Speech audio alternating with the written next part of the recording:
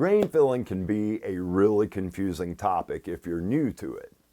Today we're going to simplify things a bit so you know exactly what it's designed to do and how to choose which product is right for your next project. It completely smooths out the texture of your wood, which means for things like hand-applied oil finishes, it gives you a natural, not a rustic look where the grain can be seen but not felt on the surface.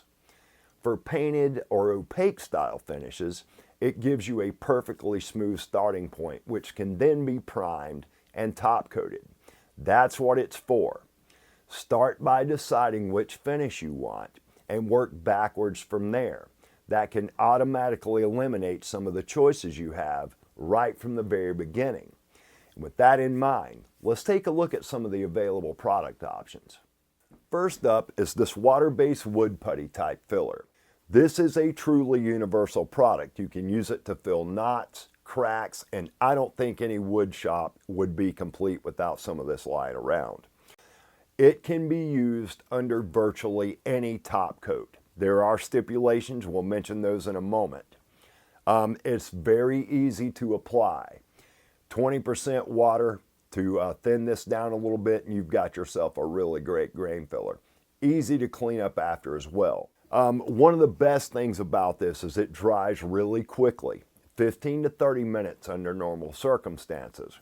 Once dry, it is completely easy to sand. The stuff sands like butter. It does not seal the wood, however, so you're going to need to apply a sealer coat as a separate process.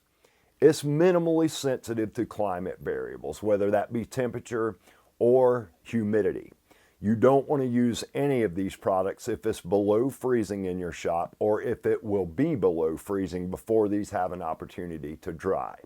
This product can be colored with any water-soluble pigment. I like to use a paste or a liquid type colorant when I'm using this opaque style putty. Some of the things to be mindful of. I would not use a water-based hand-applied finish over a water-based putty type filler. You can actually reactivate this, it re-wets it, and as you're applying the finish, you can pull some of this out of the grain, which eliminates the benefits you get from grain filling to start with. The colorant. I like to stick with a solid color pigment if I'm going to tint this stuff, but this is so widely available in so many natural wood colors, I like to just leave it like it is. That brings us to the second product, water-based clear paste or gel type filler. This is also pretty much universally compatible with any top coat you may use. Very easy to apply. You can use this straight from the container. Drying time, 15 to 30 minutes under normal circumstances. This stuff sands, again, like butter, just like the wood putty style filler. This does not seal the wood. You're going to need to seal in a separate application. As with all things that dry, the temperature and the humidity can have some impact on it, but it's pretty minimal when it comes to this product. This can be colored, again, with any water-soluble pigment. I don't like adding a powdered pigment or something that's going to change the viscosity of this product if I'm planning on using an additive to it. One of the main benefits I think this has is the ability to be applied in its natural form. It does not alter the color of your wood at all, or any more than your top coat's going to anyway. That's one of the major benefits of having a clear wood filler, especially in this water-based non-toxic formula. Some of the things to be mindful of. Well, we just talked about those for the most part. Don't use these products below freezing. That's the main thing I would have to say. That brings us to the third product. And here I've got a 2-to-1 low viscosity epoxy.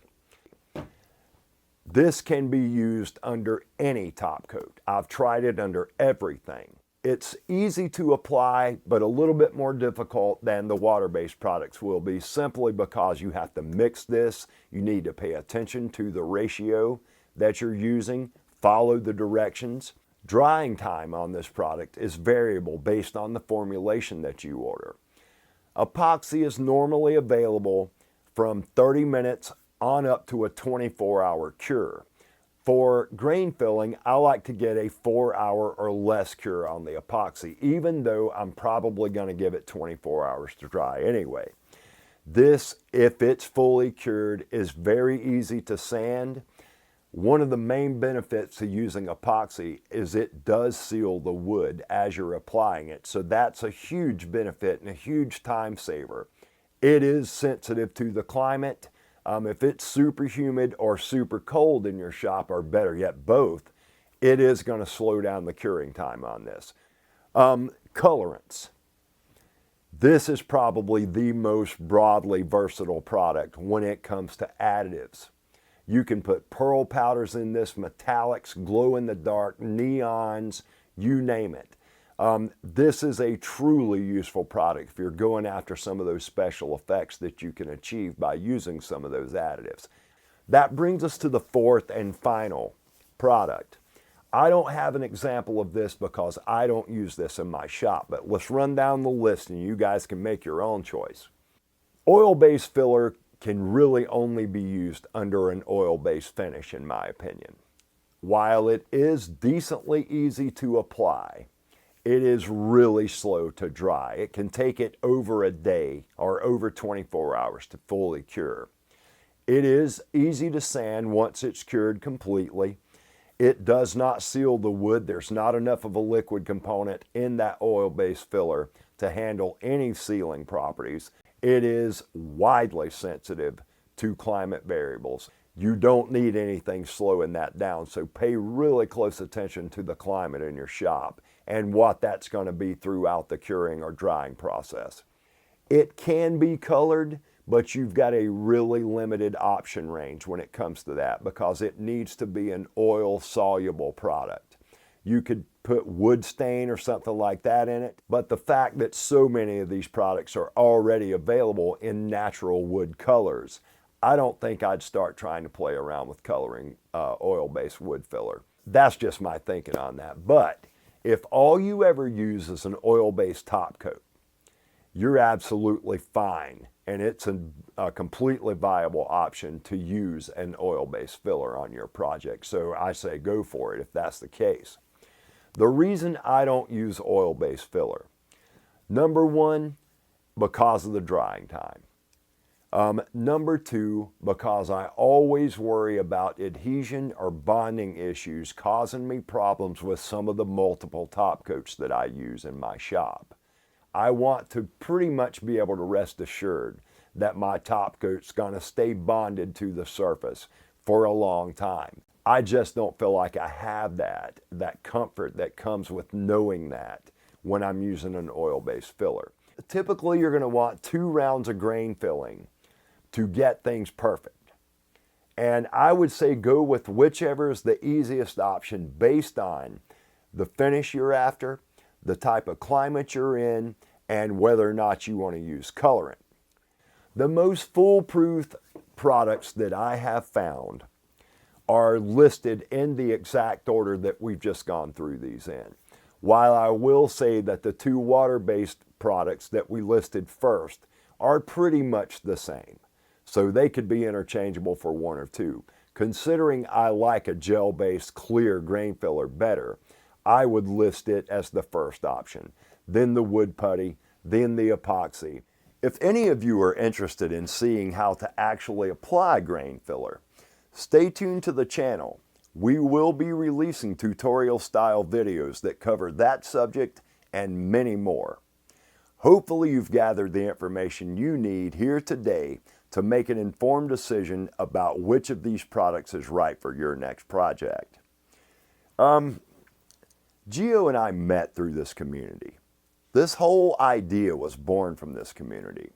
We want to do anything we can to try and help this continue to grow. We also want to offer all the support we can to any woodworking educational institution. We have a chance to do just that with the Charleston Woodworking School, which I am so proud to say is in my home state of South Carolina. We've got some things cooking with Sam in the background, and hopefully this can be a way that we can introduce many more people to the lovely art of woodworking. It's really a lifelong journey. Get out in your shop and build something cool. I'll see you in the next video.